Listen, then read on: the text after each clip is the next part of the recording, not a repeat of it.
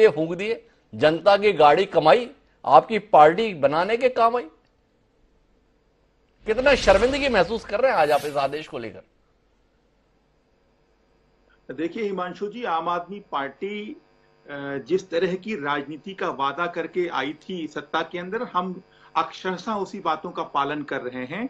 आम आदमी पार्टी वो पार्टी है जिसने अपने काम के दम पर, अपनी मुद्दों की राजनीति के बल पर आज एक दिल्ली से जैसे छोटे राज्य से निकलकर राष्ट्रीय पार्टी होने का दर्जा प्राप्त किया है। जहां तक बात इस आरोप की है, ये भारतीय जनता पार्टी एक कहावत को चरितार्थ करने का काम कर रही है दिल्ली के अंदर कि खिसियानी बिल्ली खंबा नोचे। दिल्ली में 3 बार से भारतीय जनता पार्टी आम आदमी पार्टी से हार रही है, एमसीडी का चुनाव बुरी तरीके से हारी है। उसी का बदला कहीं ना कहीं आम आदमी पार्टी से और दिल्ली की जनता से भारतीय जनता पार्टी ले रही है।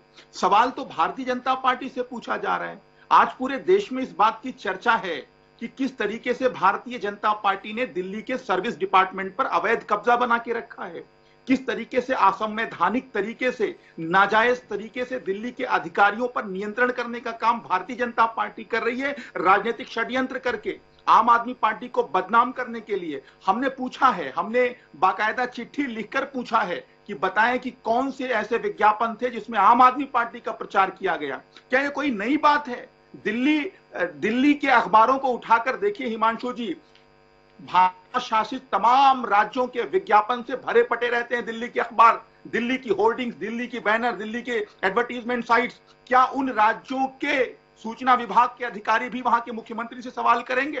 दिल्ली मैं रोकता हूं इमरान लतीफ जी, आपकी दलील में दम बहुत है, लेकिन उसके साथ में सवाल भी है। भाई, आप तो देश को वैकल्पिक राजनीति का वादा करके सत्ता में आए। आपने ये बताया था कि जो ये लोग करते हैं हम वैसा नहीं करेंगे। अब आप तर्क ये दे रहे हैं कि देखो ये भी ऐसा करते हैं, हमने ऐसा किया तो क्या गुनाह कर दिया। एक बात। दूसरा, ये जो पूरी कहानी है ये केवल भाजपा के द्वारा नहीं है। दिल्ली हाईकोर्ट नाम की एक संस्था है, उस दिल्ली हाईकोर्ट के द्वारा निर्देश दिया गया था 2016 में, 3 सदस्यीय समिति बनी थी। उस 3 सदस्यीय समिति ने अपनी जांच में आपको कदाचार के संदर्भ में आरोपी पाया है और उसके तहत वसूली की कार्रवाई है। तो क्या आप कहना चाहते हैं कि इस देश में जो दिल्ली का हाईकोर्ट है वो भी भाजपा के द्वारा संचालित है?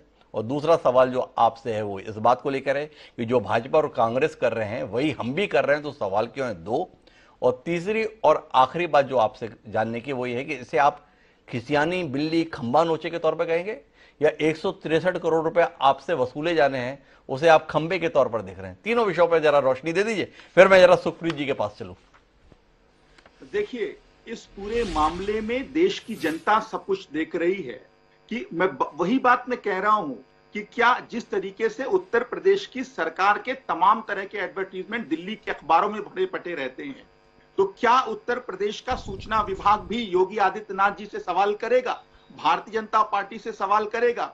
जहां तक दूसरी पार्टियों के अनाचार को आम आदमी पार्टी ने कॉपी करने का काम नहीं किया है, जहां तक जनता की गाढ़ी कमाई के टैक्स के पैसे को बर्बाद करने की बात है, तो वो लोग बर्बाद कर रहे हैं जिन्होंने बेईमान पूंजीपतियों के 10 लाख करोड़ का कर्ज माफ कर दिया। किसानों का तो 1 रुपया माफ नहीं होता, लेकिन बेईमान पूंजीपतियों का 10 लाख करोड़ माफ कर दिया जाता है।